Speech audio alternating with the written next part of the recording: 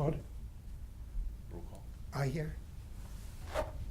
Yes, you're here. Lurton Blasingame. Here. Sandy Klecko. Judy Ritchie. Here. Julie Maslowski. Deb Allison Osby. Jean Wallerman. Here. Staff Parks Director Ray Mauer is present. Thank you. Everyone should have received a copy of the minutes of our December meeting. Are there any additions or corrections to it? Move approval. Is there a second? I second. Moved and seconded. Any discussion? All those in favor? Aye. Opposed? Okay. Next on the agenda are citizen statements, and we have a guest today, Ron Durkop, who has also applied for one of the openings on the committee. And he has some information that he thinks is relevant to what we're doing. Ron?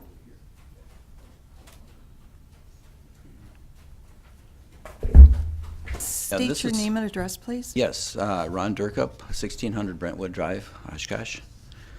And I was asked to share this. It has to do with a scam that was reported on January 26th, having to do with the National Do Not Call Registry. Some of you may have heard about this already. But someone pretending to be from the FTC is sending out fake emails telling people that their Do Not Call registration is expiring. And registrations never expire any longer. They used to, but with the National Do Not Call Registry, those are permanent now.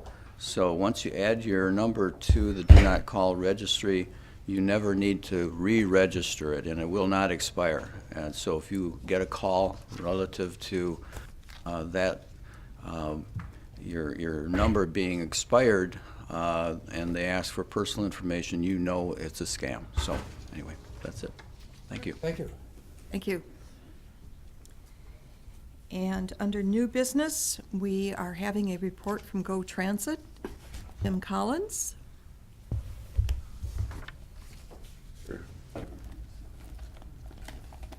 All right. Well, I guess I was asked to present on just kind of an overview of Go Transit. So I'm Jim Collins, the Transportation Director for the city, and this is Corbin Figg, our Operations Manager. So what we have is we'll give you kind of an overview of Go Transit, and then we'll answer any questions you have. This is just kind of the outline, but some of the stuff we'll go over, and I'll try to sprinkle in some of the senior stuff. But yeah. All right, Go Transit's, we're the public transportation system here, so the fixed route bus service, and our mission is to provide reliable, affordable, and accessible public transportation options to support our community's mobility needs. I think that's pretty self-explanatory. We try to be affordable, reliable, friendly, and professional. Our organization, we have about 21 bus drivers. We have 4 maintenance crew, and we cover 6 days a week, 12 hours a day, and then we have 6 people in the office. We're located at the City of Oshkosh Transportation Department, which is on Dempsey Trail. We're at the old, what was originally the incinerator. It was an incinerator when it was first built in the late 60s, and it was repurposed to the transit garage in around 1980. We have a 7-member advisory board that's citizen advisory board that makes advisements to the Common Council. We operate fixed bus route service, so we have 9 routes in the city. Like I mentioned, it's Monday through Saturday from 6:15 a.m. to 6:45 p.m. And then we have 1 intercity bus route which serves Oshkosh and Neenah. It makes that connection, so we connect with Valley Transit in Neenah, and vice versa here, so you can get service from the whole Valley Transit, Fox Cities area throughout the Oshkosh region. Those we have about 7.5 round trips a day, and then 6.5 on Saturday, and that one's contracted through Cobeson. We also have paratransit programs, and we have a couple different options. With fixed route transit, we are required to offer ADA paratransit service, and that's it's complementary to the fixed route service, and we're required to operate the same hours as the fixed route service. However, we go above and beyond, and we offer 24-hour coverage 7 days a week, which is pretty unusual. I believe we're the only system in Wisconsin that does that. But that would be provided by our contractor, City Cab, and Running Incorporated. Addition to that, we have some demand response services that are supported by the county. Access to Jobs is a city program, and that is where if you work 30 hours or more in the city and you're a City of Oshkosh resident, you can get a ride to and from work for $3 each way with qualification. We have the Senior DialARide program. That is, if you're 60 and over, you can use our City Cab service. And then we also have a rural program. So if you don't live in the City of Oshkosh, the county supports a program where you can get rides through the cab company to and from your destination throughout the county. And I mentioned earlier, we have a contract with City Cab for ambulatory and Running Incorporated for non-ambulatory. Our facilities, like I mentioned before, they're at Dempsey Trail. Then we also have the Downtown Transit Center, which is more or less as a transfer station at this point. And then we have approximately 26 passenger shelters and 12 benches. Our vehicles, we have 15 of the fixed route buses. As you can see, they're getting up there in age. We have 9 of them that are 2003s. And then we have 4 2010s and 2 2013s. The majority of them are diesel. The newer ones are what they call clean diesel, which actually, so far, they're actually more efficient, fuel efficient than actually our hybrids at this point, because the technology has advanced pretty far as burning the clean diesel and burning the emissions off before they go out into the air. Operating funds, we're heavily funded through grants, basically from, we have federal funding from the Federal Transit Administration, and then we also have funding from the Wisconsin Department of Transportation. As I mentioned earlier, Winnebago County also provides some funding, and then the City of Oshkosh local levy. Between the state and federal, well, we'll get into that in a minute, it's around 54.5%. The operating funds by source, like I mentioned, it's majority federal and state. That's about 54.5%. City's about 17, county 8, and then actually this surprises a lot of people, but passenger revenue only makes up about 21% of our total funding. So we are heavily subsidized, and that is one of the reasons why public transit is a public entity, because obviously if companies could make money at it, they probably would. They tried privatizing it in the late 60s, early 70s, but the company was going out of business, and that's when some of the municipalities took over transit service. This is just a look at our state and federal operating grant totals. As you can see, I mean, our funding it goes down pretty consistently year over year. That's just like a battle we continue to face as we try to stay efficient and the best we can with our funding continuing to decrease. Our operating budget, that's just a quick overview. I mean, we're a little less than $5 million a year, but as any service business, the majority of our budget is salaries and benefits, and then like I mentioned, with the City Cab and Running Incorporated and our purchase transportation, and then obviously the other big expense is actually the buses and the maintenance of the buses. Our revenue, I mentioned before, it's about 22% from fares, so that's about $900,000 or so a year.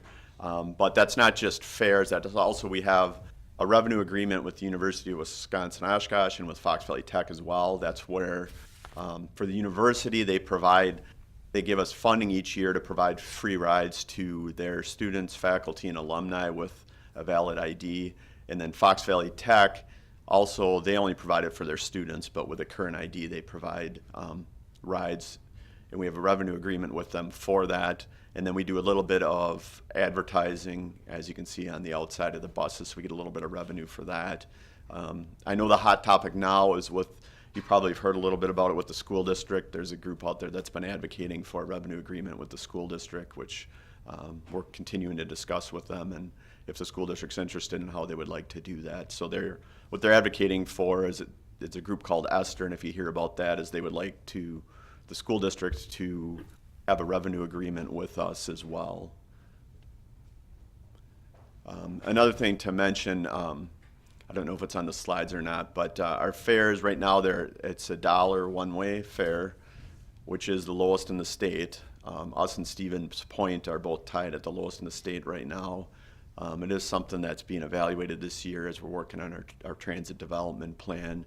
However, for seniors, it's a half fare, so elderly and disabled, but for you, not necessarily elderly, but seniors 60 and over, it's 50 cents a ride each way, which is also the lowest in the state. And then the senior center supports a program as well where you can get free rides to the senior center. So I just want to make sure that I included that in there. The grant sources and investment partners, like I mentioned before, we got the cities, feds, state. This is actually for our capital funding, so that would be for like our buses, any facilities. Those are really the two main items that are being funded currently. There's a backlog of needs right now as far as fixed route buses go, so that's about all they're funding right now, since a lot of our vehicles in the state are past their useful life. The useful life of a fixed route bus is about 12 years. As you can see, we're still running 2003, so they're 15 years, so we're already 3 years past their useful life. And there's systems out there that are in worse shape than we are. But the capital funding is pretty limited, so it's a competitive grant process. So we apply for those every year, and then we compete with the other systems in the state that are in our peer group. 2016, there was about 1.9 million available in capital competitive grants, but that had to be split among 20 communities, and a bus cost about $450,000. So realistically, they're only funding about 4 or 5 buses a year. So we have to continually to look for, other forces or other sources of capital funding. So whenever sometimes they'll put out a discretionary grant, which is competitive as well, and we'll apply for those and take our chances. We're heavily regulated. You might be familiar with some of these regulations, but that's a lot of Corbin's job is dealing with making sure we're compliant with all these regulations. We have the Americans with Disabilities Act. They have a new transit asset management plan that we have to turn in and monitor on a regular basis. There's civil rights laws that we have to make sure that we're following, and there's things we have to do for that. Title VI, procurement. There's disadvantaged business enterprise. I mean, so just you get an idea. There's a lot of regulations that we have to follow, which is, like I said, Corbin does a lot of this, but that's a good part of our day is making sure that we're compliant with all these regulations. Some of our future concerns, as I mentioned, our funding continually decreases year over year. In addition, our local budgets are tight, so we have to continue to be as efficient as we can and try to apply for whatever grant funding we can get. And it does make long-term planning difficult because the funding for transit is year to year for the most part, and we never really know exactly what it's going to be. For instance, we do our city budgets. We start in the summer, council approves them in November, but I don't really know what our funding level is for this year, and they'll probably announce it around March or April. So it's a little bit of a guessing game, and the same thing when we apply for capital grants. We continue to apply for them, but we never know what or if we're going to get them. So we continue to put them in our capital budget with the hopes that we'll receive some good news there. This just shows you public transit in Wisconsin. As you can see, there's a number of transit systems throughout the state. We're one of the 17 urban bus systems. There's also quite a few shared ride taxi services throughout the state. Those are like locally, like Ripon would be an example. They don't have a fixed route bus service, but they have a shared ride taxi service. So you can just see those are some of our peers that are out there. We have a number of resources, if you're interested in learning more, obviously the FTA, WISDOT, our website. There's obviously the ADA website. We're also part of WIPTA, which is Wisconsin Public Transit Association, and then there's also APTA, which is more the large bus systems. But there's a lot of resources out there if you're interested in more about transit. And then actually Corbin's going to pass out some information that I think would be useful for you. We have, he's going to get you some of our route maps, which has a lot of information, but and some of this other stuff. But this, I think, he's going to give you one of these sheets as well. I think this is probably the most handy sheet that we have. I refer to this a lot. It kind of gives you what all the different transit options are and what the costs are and the hours. And there's also a brochure he's going to give you that the county puts out that shows a lot of the same options. But I think this is probably the easiest to read if you ever want to know what service is available and how much it costs and what the hours are. I think this is a really good resource. So that's just kind of a brief overview, but we're happy to answer any questions. Tell me what aside from Corbin, can tell what he does. What do the four administrative staff do? Sure. So Corbin, we'll start with Corbin. Well, first there's me, I'm the director, and then Corbin, he basically, he makes sure that we're compliant with all those federal regulations. He works on some of our grant funding. He's also oversees our operations. And he coordinates and oversees our paratransit programs. So he deals with, if we have any issues with running or with city cab, and he administers those contracts.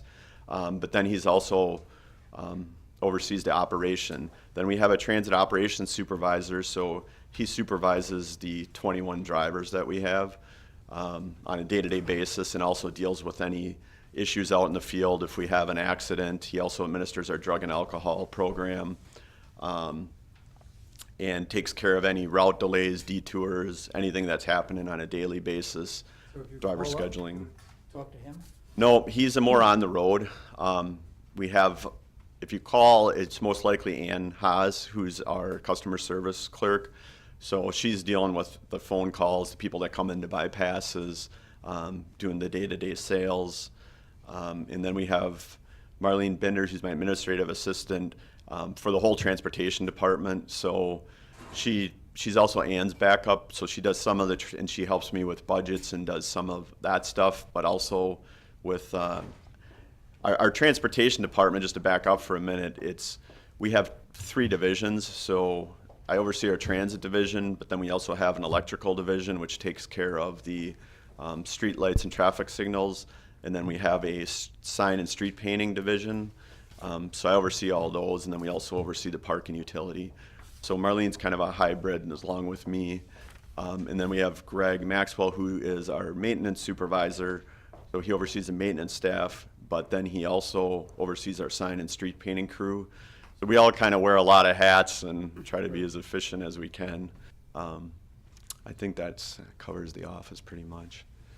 Okay, Jim, because we're also dealing a lot with the elderly, specifically with this group, could you explain the Running Inc. contract? And I know there's a lot of misconceptions out there as far as door-to-door service. Are there weight restrictions on the person who's being transported, those kinds of things? Sure. So our Running Incorporated does our non-ambulatory service. And we are, right now, it's the service is basically origin to destination. And if you need to go through the door, there's an extra $1 charge for that. But the misconception, I think, is we're not a medical transport provider. We are, our paratransit service is meant to be complementary to our fixed route service. So it's meant to be equivalent to riding the bus. So it's basically, if you think about it, it's similar to a bus. So you get, from one stop to the next stop, and that's how the paratransit service is defined. And that's what it's required for ADA. If you need service beyond that, we can take you through the door for that extra, it's called premium service, for that extra $1. But we're not, number one, we don't offer it, and number two, we're not qualified to, like, I know there's some misconceptions, like a medical provider will get you, like if you're discharged from a hospital or medical facility, they'll go and get you from your room. That's not a service that's offered by our paratransit. That would be medical transportation. And that then you would deal with the state, which has non-emergency medical transport providers. And they actually have a broker called MTM, which is a company that brokers that service. But that's what you would need if you need service above and beyond what a door-to-door service would be. So that's the misconception I know that's out there. It used to be, actually, it still is a little bit, because MTM also uses City Cab, and we use City Cab. So sometimes people get confused, if they're going through MTM or if they should be calling us. So, but yeah, that's some of the misconceptions that are out there. And the same thing with, when we do another subject that we get into that we get questions about is, because we go above and beyond ADA by offering 24/7 service. Generally what's required is during business hours, and then you're generally required to schedule your ride a day in advance. So most systems require that you schedule today for tomorrow. We do same day service. However, that's on an availability basis. So if you call the provider and you didn't set up your ride for today, but you need a ride, they will provide it. However, it's not going to be the same type of service you'd get if you scheduled the day in advance, because they're going to get there as soon as they can. Whereas if you have a scheduled time, they'll get there within 15 minutes of that window. So I know that's another misconception that's out there. And they do the best they can, and they'll get there as soon as they can, but that's above and beyond what's required by ADA. I think one of the other misconceptions that I hear about is that a person in a wheelchair can just call you today. They've not been registered at all with the city or Running Inc., that they can just call and get a ride. And there is an application process, correct? Yes, yep, you have to fill out, you have to be qualified, basically, so you need to get an ADA card. So yeah, you'd fill out that application, and you can either fill it out and fax it to us, you can email it to us, or you can drop it off and then get qualified. They have, and we do the best we can. I mean, generally we say it's a 24-hour turnaround, but I mean, a lot of times we can get them done the same day. Well, living where I do, I see a lot, and I think the drivers that we're dealing with are wonderful. They really, truly do go above and beyond. So, congratulations. Oh, thanks. Thank you. I agree. Our drivers they're our best resource. I mean, they're the ones that are dealing with the customers every day, and I think we have a very good group of drivers, as does Running and City Cab. Okay, thank you. Anybody else? Thank you very much. That was helpful. You're welcome. Could you send the presentation to Bobby so Sure. she can forward it? It's nice to have it in a file, and one of the subjects that we're covering with our strategic plan is transportation. So Peggy and Claude and I, as that committee, really appreciate having everything at our hands all the time. Yep. Yeah, so like I mentioned, this is a lot of the city information, and a lot of those, the programs that are the county, that are more like the rural program, for instance, we administer those, they're county funded, but we administer them through Go Transit, and the reason we do that is so that they can take advantage of some of our grant funding. It makes it a little more affordable, and it's allowed under the regulations. But obviously, the county offers a lot of services too. There's some things too that go above and beyond what I mentioned here, that the county supports and that we're aware of, and we help where we can. But there's other things out there for transportation that you should be aware of, like there's Making the Ride Happen through Lutheran Social Services, where they have a couple volunteer drivers, and I believe they just recently purchased a van, and they're working on how that they're gonna utilize that. So there are other options out there as well. you know, we obviously we can't be everything to everybody, but we try the best we can. And like I said, the county and some of these other programs are working on some other options as well. So just be aware that those things are out there. Okay, thank you. May I ask a question? Who's, I heard you say that the 1 million passengers on the bus a whole year, 1 million people? Right. How many people do you figure are on a bus every day, 6 days a week or so? The reason I asked that question, I see the buses go by, they look kind of empty. Yeah, sure. I was wondering how we're gonna get close to 1 million, that's, I'm asking that question. Yeah, well, do you know what the average is? It's a couple thousand each day, Yeah, about a couple thousand each day. It does get me, yeah, okay. And a lot of our ridership is school students. Yeah, it's, I know, yeah, okay. Okay, now you're breaking it down, now I can understand that, because I used to pick my grandsons up over at West High School, Uh-huh. and the city bus down, and that bus would be loaded, and you'd be standing in it. Oh, yeah. That's what I'm getting at, yeah. Yep. Okay. yeah, it's and that's a misconception that's out there sometimes, and it's true that sometimes, you know, there's only a couple people on the bus, but then like you mentioned, other times it's completely packed. I mean, we pick up at West and North High School after school and we fill 2 buses to standing room only.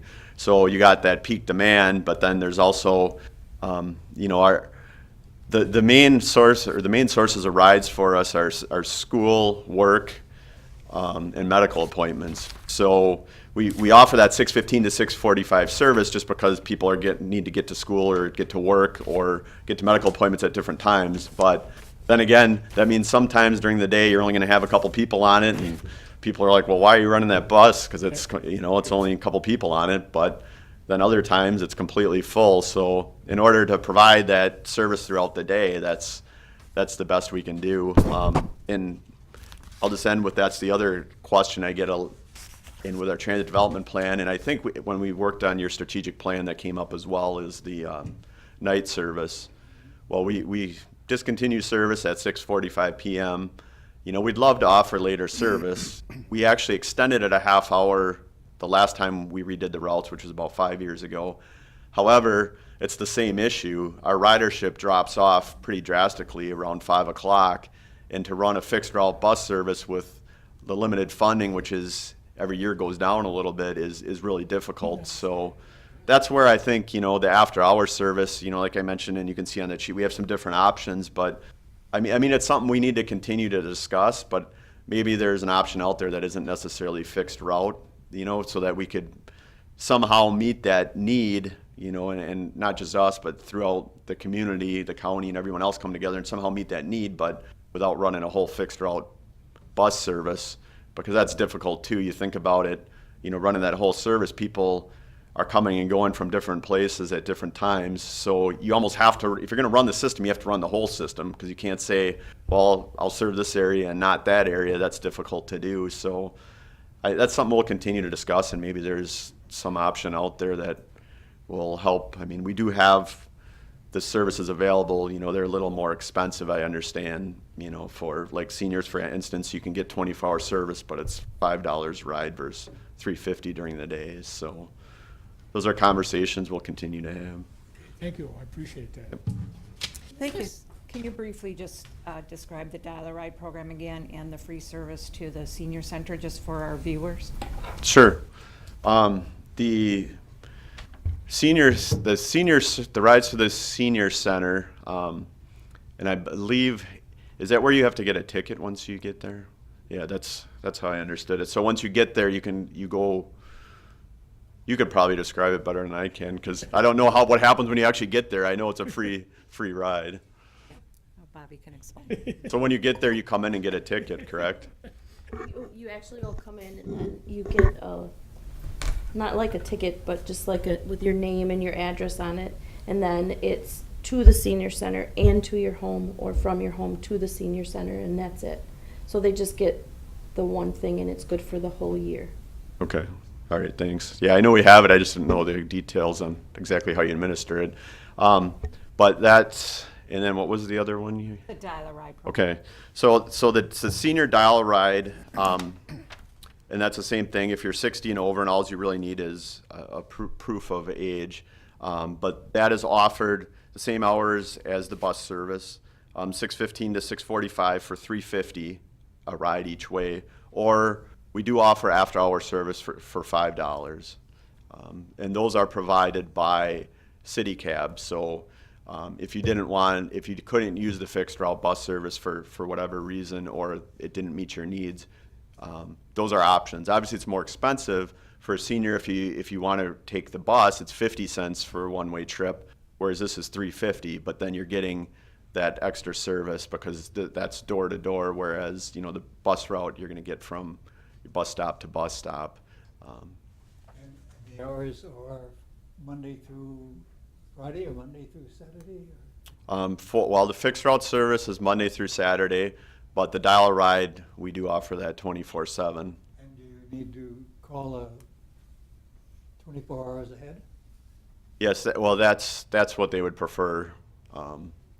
We have pretty good providers in this city, and they accommodate as they can, but yes, they do prefer you call ahead. Any other questions? Okay, thank you, Jim. All right. Thank you. One other item under new business, we still have one opening on this committee available.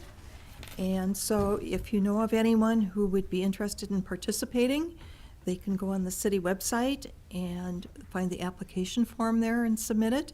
They do need to be a resident of the city of Oshkosh. Ray, maybe you can explain just a little bit more in detail? Yeah, we've, as Judy said, we had 2 recent resignations, and looking for not only the group, but anybody out in the public that might have an interest in serving on the Committee on Aging. You can go to the city website, and if you click on the top, I think on the top left, it says I want to, and it pulls a screen down for apply for city boards and commissions, online application. So we encourage anybody that's interested to apply, and they go into the city manager's office, and then the mayor will take a look at any applications that come in, and he would look at making a recommendation to the council for approval on the committee then. Thank you. Yes. Okay, old business, and we'll go through each of our components of our strategic plan. The first one is strengthening our partnership with neighborhood associations and other partners. We're still waiting to get on their agenda for the neighborhood groups. So I'm working with Ann Schaefer on that. Okay. Improving access to affordable transportation and delivery services for seniors. Obviously, we just had a speaker Right. regarding that. There is also a meeting today with we're going to be finding out a little bit more through the East Central Wisconsin Regional Planning Commission. There was a 2-day workshop last fall, and they're going to be talking about making the ride happen. There's a healthcare pilot program and a number of other issues, and so we hope to have more information to share in the future. Also, League of Women Voters had a recent meeting that discussed transportation, and a big part of that was the student one. Lurton is shaking his head. Yes. They were talking about the school voucher, school token program, but they were also talking about transportation for the aging. So we're going to explore a little bit further with what they have dealing with aging. So, Peggy or Claude, do you have any other information? Not right now, no. Okay, thank you. Create community design and policy that supports an age-friendly community. Who's on that committee? No idea. Oh, okay. I thought Okay. we were- Okay. Improve communication and visibility of available services to seniors. No report on that either. Okay. Is there any other business to be brought before the committee? I just have one point of information Yes? on my liaison position to the Senior Center Board. I will not be continuing that. in view of our bylaw revisions, trying to make us a separate entity and responsible to the council representing all of the community. The board has decided that they will not continue that liaison role. So I will be, Please say any reason why we don't want to continue to be well, liaison? because of the separation, because of our committees becoming a more separate entity, not tied to the senior center as it was originally. And you can maybe elaborate, Well, but and we'll that's my continue to interact. provide information to that group too, so. Okay. Any other business? Our next meeting date will be March 6th. And Bobby, do you remember who we're going to have in as a speaker? Did we decide one for that one? I don't know. We'll check on that and let it be known. Okay, I'll accept a motion for adjournment. So move. Second. Okay. All those in favor? Aye. Opposed? Meeting adjourned. Thank you.